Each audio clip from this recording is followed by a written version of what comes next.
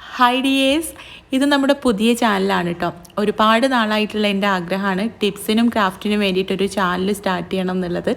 നമ്മുടെ ladies plant എന്ന channel തുടക്കത്തിൽ ടിപ്സും ക്രാഫ്റ്റും കുക്കിങ്ങും എല്ലാം കൂടി ഇൻക്ലൂഡ് ചെയ്തിട്ടുള്ളൊരു ചാനലായിരുന്നു കേട്ടോ. അത് പിന്നീട് കുക്കിംഗ് ചാനലായിട്ട് മാറുകയാണ് ചെയ്തത്. ആ ഒരു സമയത്ത് തന്നെ ഏകദേശം 2-3 വർഷമായിട്ട് എനിക്കുള്ളൊരാഗ്രഹമായിരുന്നു ഇതുപോലൊരു ചാനൽ തുടങ്ങണം എന്നുള്ളത്. അപ്പോൾ എന്തായാലും ഫൈനലി നമ്മളിപ്പോൾ പുതിയൊരു ചാനൽ സ്റ്റാർട്ട് ചെയ്തിരിക്കുകയാണ്. അപ്പോൾ എല്ലാവരും സപ്പോർട്ട് ചെയ്യുമെന്ന് വിചാരിക്കുകയാണ്. അപ്പോൾ സബ്സ്ക്രൈബ് ചെയ്ത് സപ്പോർട്ട് ചെയ്യണം കേട്ടോ. വീഡിയോ കണ്ട് ഇഷ്ടമാവുകയാണെങ്കിൽ ലൈക്ക് ചെയ്യാനും മറക്കരുത്. അപ്പോൾ ഇന്ന് ഞാൻ വന്നിട്ടുള്ളത് നിങ്ങൾക്ക് എല്ലാവർക്കും ഉപകാരപ്രദമായിട്ടുള്ള കുറച്ച് ടിപ്സ് ആയിട്ടാണ് കേട്ടോ. അപ്പോൾ നമുക്ക് നേരെ വീഡിയോയിലേക്ക് പോവാം. അപ്പോൾ ആദ്യത്തെ ടിപ്പ് എന്ന് പറയുന്നത്, മുട്ട പുഴുങ്ങുന്ന സമയത്ത് പലരും നേരിടുന്ന ഒരു പ്രശ്നമാണ് ആ മുട്ട പൊട്ടിയിട്ട് അതിൻ്റെ ഷേപ്പൊക്കെ മാറുക. പിന്നെ അതുപോലെ തന്നെ ആ പാത്രത്തിനും കിച്ചണിൻ്റെ ഉള്ളിലൊക്കെ ഒരുമാതിരി സ്മെല്ലുണ്ടാവും അങ്ങനെ മുട്ട പൊട്ടി കഴിഞ്ഞാൽ. അപ്പോൾ അങ്ങനെ പൊട്ടാതിരിക്കാനും നല്ല പെർഫെക്റ്റ് ആയിട്ട് നമുക്ക് പുഴുങ്ങിയെടുക്കാനും വേണ്ടിയിട്ട് മുട്ട പുഴുങ്ങിയെടുക്കുന്ന ആ ഒരു വെള്ളത്തിലേക്ക് 1 ടേബിൾ സ്പൂൺ വിനാഗിരി, അതായത് സുർക്ക ചേർത്ത് കൊടുത്താൽ മതി കേട്ടോ. എന്നിട്ട് നല്ല പോലെ നമ്മൾ സാധാരണ പുഴുങ്ങിയെടുക്കുന്ന രീതിയിൽ പ്രഷർ കുക്കറിലാണെങ്കിൽ അങ്ങനെ, അല്ലെങ്കിൽ ഒരു പാത്രത്തിൽ വെള്ളം തിളപ്പിച്ചിട്ട് ചെയ്യാം. ഇപ്പോൾ ഈ ഒരു വെള്ളം കാണുമ്പോൾ തന്നെ നിങ്ങൾക്ക് മനസ്സിലാവും, കണ്ടോ, നല്ല നീറ്റായിട്ട് നമ്മൾ ആദ്യം ഒഴിച്ച് അതുപോലെ തന്നെ ഇരിക്കുന്നുണ്ട് ആ വെള്ളം. അല്ലെങ്കിൽ ആകെ മുട്ടയൊക്കെ പൊട്ടി വെള്ള കളറിൽ ആകെ വൃത്തികേടായിട്ടല്ലേ ഉണ്ടാവുക. അപ്പോൾ ഇനി മുട്ട പുഴുങ്ങുന്ന സമയത്ത് ഇങ്ങനെ ഒന്ന് ചെയ്ത് നോക്കൂ കേട്ടോ. നമ്മുടെ കിച്ചണിൽ നമ്മൾ ഏറ്റവും കൂടുതൽ വൃത്തിയായി സൂക്ഷിക്കേണ്ട ഒരു ഉപകരണമാണ് നമ്മുടെ ഫ്രിഡ്ജ്. അപ്പോൾ ഫ്രിഡ്ജിൽ നമ്മൾ ഒരുപാട് സാധനങ്ങൾ, കറി ബാക്കി വന്നാലും എന്ത് ബാക്കി വന്നാലും നമ്മൾ ഫ്രിഡ്ജിലേക്കാണ് വെക്കുക. അതുകൊണ്ട് തന്നെ പലതും വെക്കുന്നതുകൊണ്ട് ഫ്രിഡ്ജിന് ബാഡ് സ്മെല്ല് വരാനുള്ള ചാൻസ് വളരെ കൂടുതലാണ്, പലതരത്തിലുള്ള സാധനങ്ങൾ നമ്മൾ സൂക്ഷിക്കുന്നതുകൊണ്ട്. അപ്പോൾ അങ്ങനെ ഒരു ചീത്ത സ്മെല്ലൊന്നും വരാതെ ഫ്രിഡ്ജ് സൂക്ഷിക്കാനായിട്ട് ഒരു ബൗളിൽ കുറച്ച് ബേക്കിംഗ് സോഡ എടുത്തിട്ട് ഫ്രിഡ്ജിൻ്റെ ഒരു കോർണറിൽ വെച്ചാൽ മതി കേട്ടോ. ഇതുപോലെ തുറന്ന് വെച്ച് കൊടുക്കണം. അങ്ങനെ വെക്കുകയാണെങ്കിൽ ഫ്രിഡ്ജ് നമുക്ക് നല്ല ഫ്രഷ് ആയിട്ട് തന്നെ സൂക്ഷിക്കാൻ പറ്റും. പിന്നെ അതുപോലെ തന്നെ നമ്മൾ കിച്ചണിൽ ഏറ്റവും കൂടുതൽ പണിയെടുക്കുന്ന സമയത്ത് ഫ്രിഡ്ജ് ഒരുപാട് തവണ ഓപ്പൺ ചെയ്യാറുണ്ടല്ലേ.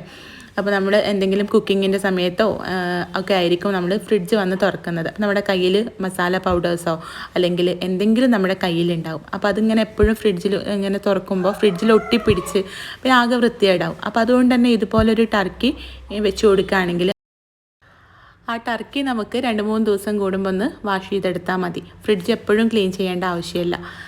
പിന്നെ നമ്മുടെ മിക്സിയുടെ ജാറിനുള്ളിൽ കറകളൊക്കെ വരാനുള്ള ചാൻസ് വളരെ കൂടുതലാണ്. കാരണം നമ്മളെപ്പോഴും പലതും അങ്ങനെ അടിച്ചെടുക്കുന്നതല്ലേ മിക്സി.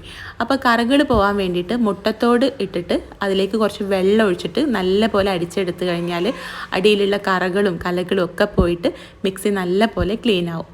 പിന്നെ നമ്മുടെ കിച്ചണിലുള്ള സ്വിച്ച് ബോർഡ് വൃത്തികേടാവാൻ ചാൻസ് വളരെ കൂടുതലാണ്. ഇപ്പോൾ സ്വിച്ച് ബോർഡ് നമ്മൾ കൈകാര്യം ചെയ്യുമ്പോൾ കുറച്ച് ശ്രദ്ധിച്ചിട്ട് വേണം ചെയ്യാൻ.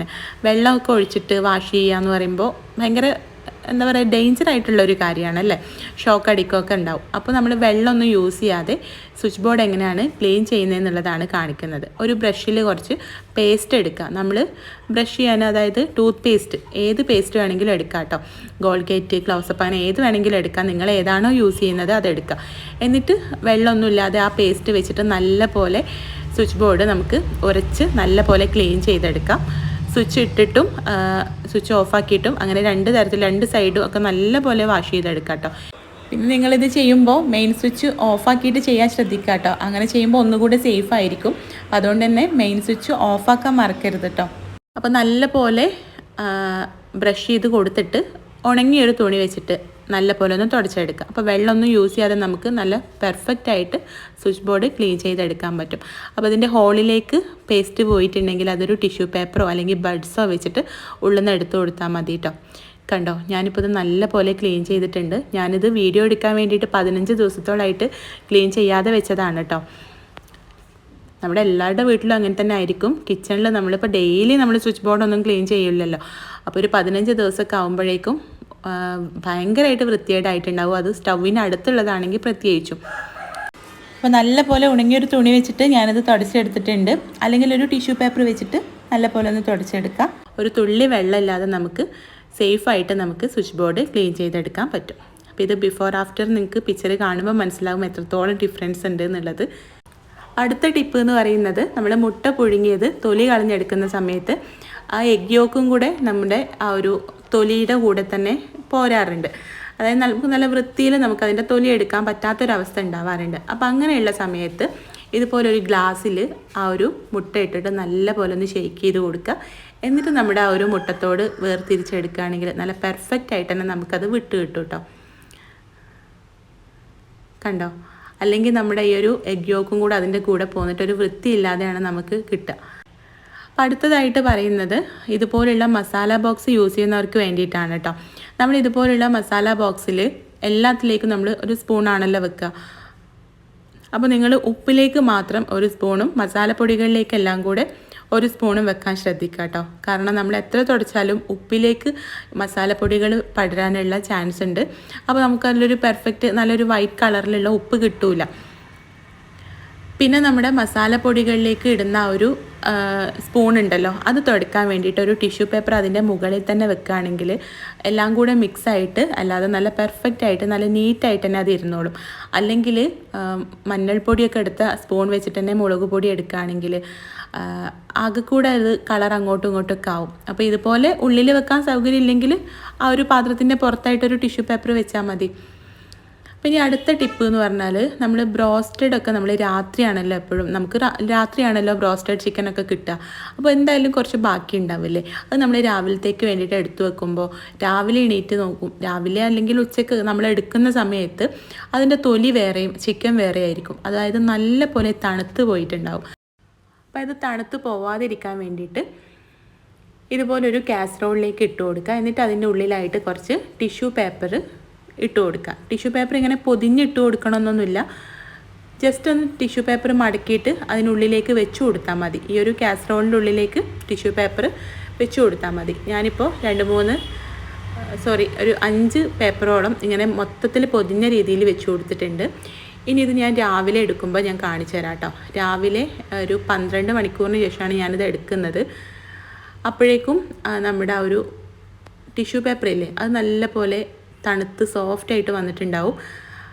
അതായത് ഇതിനുള്ളിലുള്ള ഈർപ്പൊക്കെ ടിഷ്യൂ പേപ്പർ വലിച്ചെടുത്തിട്ടുണ്ടാവും.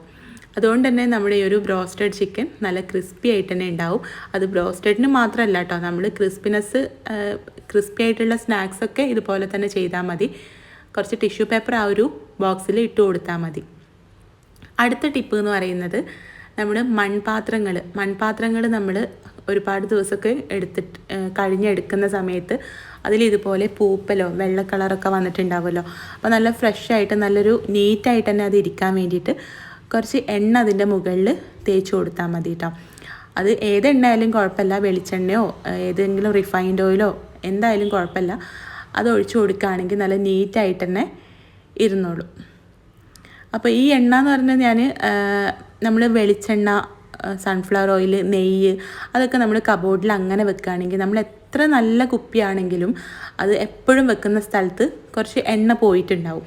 അപ്പോൾ അത് ഇതുപോലൊരു പാത്രത്തിലാക്കിയിട്ട് വെക്കുകയാണെങ്കിൽ ആ ഒരു പാത്രത്തിൽ മാത്രമേ എണ്ണ ഉണ്ടാവുള്ളൂ, നമ്മുടെ കബോർഡ് ആകെ വൃത്തികേടാവില്ല.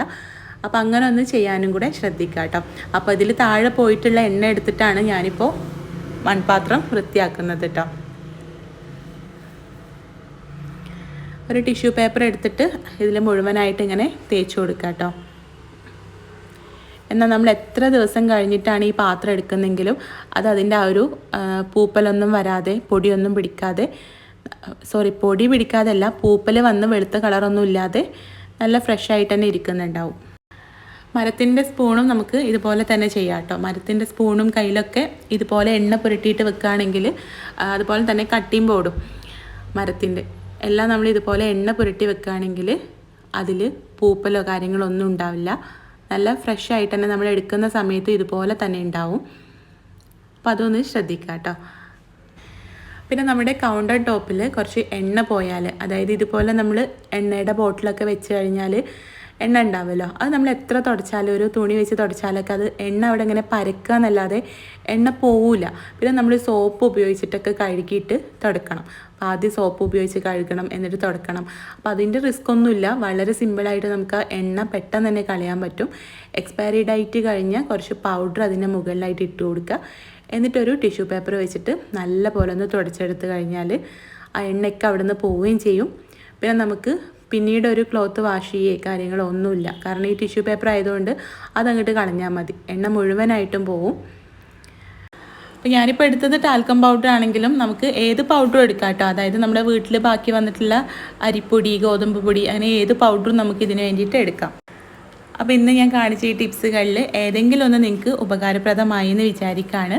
ആയിട്ടുണ്ടെങ്കിൽ ഒന്ന് ലൈക്ക് ചെയ്യുക, ഷെയർ ചെയ്യുക. കൂടുതൽ വീഡിയോസിനായിട്ട് നമ്മുടെ ചാനലൊന്ന് സബ്സ്ക്രൈബ് ചെയ്ത് സപ്പോർട്ട് ചെയ്യാം. അപ്പോൾ നമുക്ക് അടുത്ത നല്ലൊരു വീഡിയോ ആയിട്ട് കാണാം. താങ്ക്